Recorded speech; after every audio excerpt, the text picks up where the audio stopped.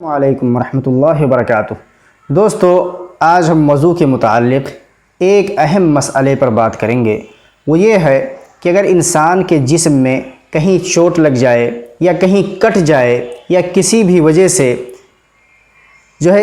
جسم کے کسی حصے سے خون نکلنے لگے، سر پھوٹ جائے، دانت ٹوٹ جائے انسان کا، یا کہیں زخم آ جائے جس کی وجہ سے انسان کے جسم سے خون نکلتا ہے، اگر انسان وضو کر لے، اس کے بعد اگر ایسی صورت پیش آ جائے اور اس کے جسم سے خون نکلنے لگے، چاہے وہ زیادہ ہو یا کم ہو، تو کیا ایسی صورت میں انسان کا وضو ٹوٹتا ہے یا نہیں ٹوٹتا ہے؟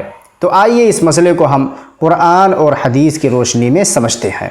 اگر خون سبیلین سے نکلے، یعنی لیٹرین اور پیشاب کے راستے سے، تو اس میں کوئی ڈاؤٹ نہیں ہے، انسان کا وضو ٹوٹ جاتا ہے، کیونکہ ان دونوں راستوں سے کوئی بھی چیز نکلے، چاہے پانی ہو یا خون ہو یا مزی ہو یا منی ہو، اس سے وضو ٹوٹ جاتا ہے۔ یہاں ہم بات کر رہے ہیں جسم کے دوسرے حصوں سے، کہیں زخم سے یا چوٹ سے یا کہیں ٹوٹنے پھوٹنے کی وجہ سے جو خون نکلتا ہے۔ تو بعض علماء کرام کی رائے یہ ہے کہ جسم کے کسی بھی حصے سے اگر زیادہ خون نکلتا ہے تو اس سے انسان کا وضو ٹوٹ جاتا ہے، اس کے لیے اسے وضو دہرانا پڑے گا، تبھی وہ اس وضو سے نماز پڑھ سکتا ہے۔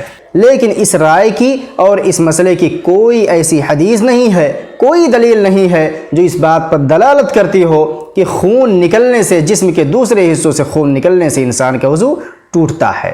اس میں اصل طہارت ہے۔ اگر انسان وضو کر لے تو اس کی طہارت اس وقت تک باقی رہے گی اور اسے باوضو اس وقت تک مانا جائے گا جب تک وضو کو توڑنے والی چیزوں میں سے کوئی چیز نہ اس کے ساتھ لاحق ہو جائے۔ تو بغیر دلیل کے خون کے نکلنے کو نواقض وضو میں سے نہیں سمجھا جائے گا۔ جسم کے کسی دوسرے حصے سے کوئی بھی چیز نکلے، چاہے وہ انسان کا تھوک ہو یا قے ہو یا کسی بھی قسم کا کوئی لیکوئڈ ہو، بہنے والی چیز ہو، اس سے انسان کا وضو نہیں ٹوٹتا ہے۔ لیکن جو لوگ کہتے ہیں کہ زیادہ خون اگر بہہ جائے، زیادہ خون نکل جائے تو اس سے وضو ٹوٹ جاتا ہے، یہ بات بے بنیاد ہے، اس کی کوئی دلیل نہیں ہے۔